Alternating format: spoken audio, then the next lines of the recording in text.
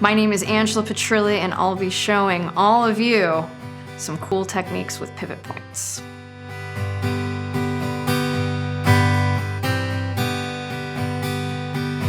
All right, for today's lesson, I am going to be playing this Martin Modern Deluxe 001228 with the Fishman Matrix Infinity VTs installed. All right, so with this lesson here, definitely geared towards my beginners, we're gonna be talking about pivot points. With a lot of my students that I work with, one of the biggest things that they talk about is, gosh, how can I get better at switching between chords? And what I think is looking at chords that you play and seeing that a lot of these chords have very similar points to which we can utilize and pivot our switches around, okay? And that's what we're gonna be talking about today.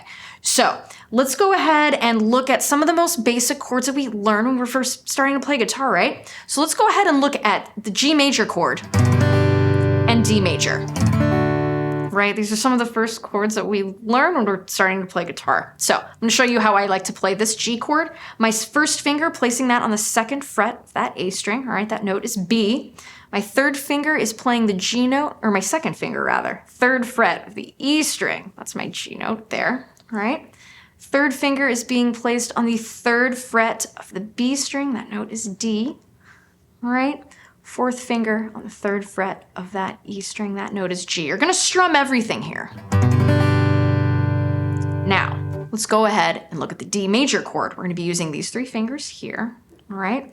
First finger, placing that on the second fret of the G string, that note is A.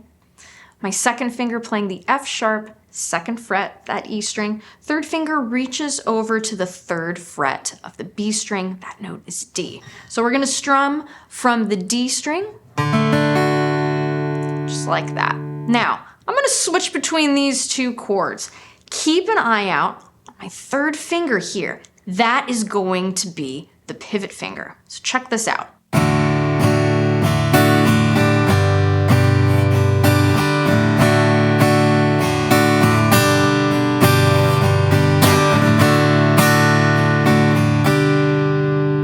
Now notice here, I didn't lift that third finger at all. Why expel the energy, right, to lift when you're gonna put that same finger back in that same spot? So if we look at this in more of a music theory type of perspective here, in our D chord, what are the notes that we have there? D, F sharp, and A. When we look at our G chord, what are the notes that we have here? G, B, and D. Notice that each of those chords, they both had a D note in them. So that's why that third finger stays there. That is representing that D note. So what I want you to do here is when we're switching from this G to D chord, all right, keeping that third finger down. This is easier said than done. This takes a little practice, particularly for my beginners here. But notice the seamlessness between the two chords. Right, that note, it anchors both chords together. So in switching from D to G, leading with that first finger to play that B note, second finger on that G note, and then you have the fourth finger there on that second G. Now going backwards, sometimes a little bit harder, but that's okay.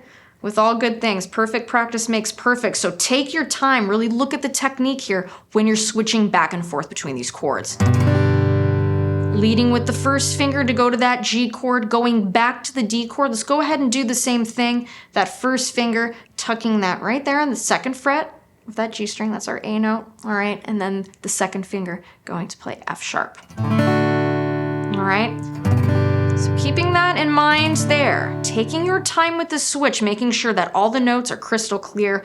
We are not pressing on the frets. We want to get as close to those frets as we can without touching them, keeping those fingers nice and curled and strong, all right? So let's go ahead and look at another set of introductory chords that we learned when we're first starting to play. So that would be C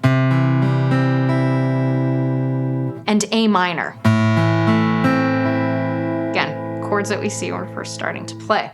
So I want you to have a look at these two and see if you recognize where the pivot point is.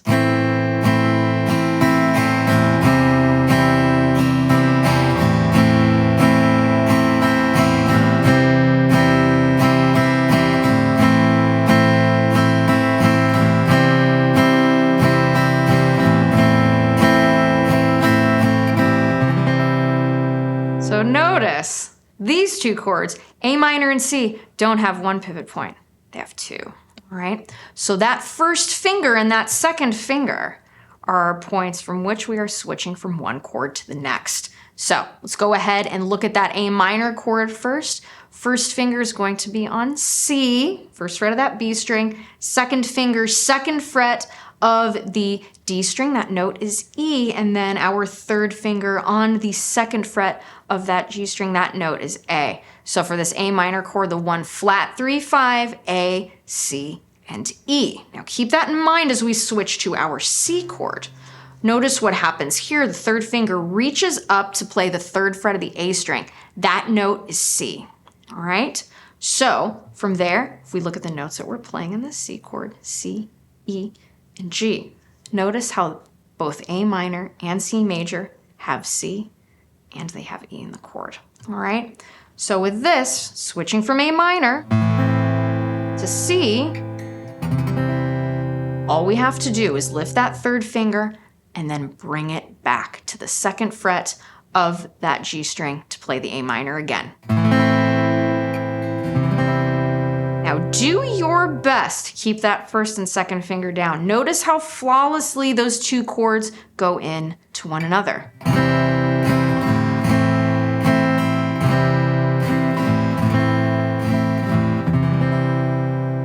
All right.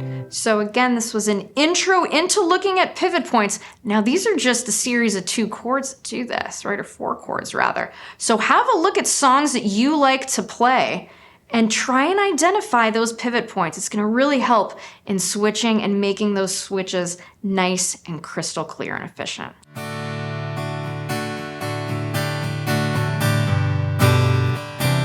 So my name is Angela Petrilli, as always, wishing you much success. If you'd like tablature on this lesson, be sure to click the link in the video description, and don't forget to have some fun when you're playing, all right? So everybody take care, and I will see you next time.